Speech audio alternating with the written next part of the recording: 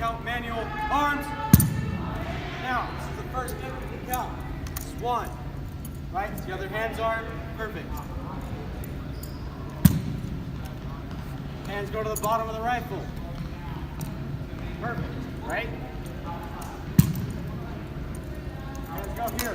Right under the bolt. That is saluting in the right shoulder. What you do is the right shoulder as well.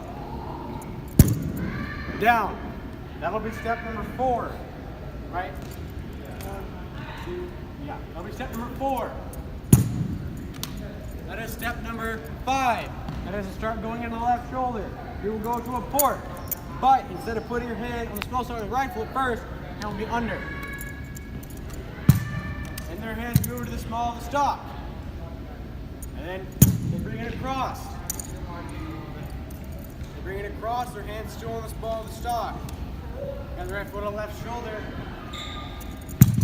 Their arms go down, bringing in a full and proper left shoulder.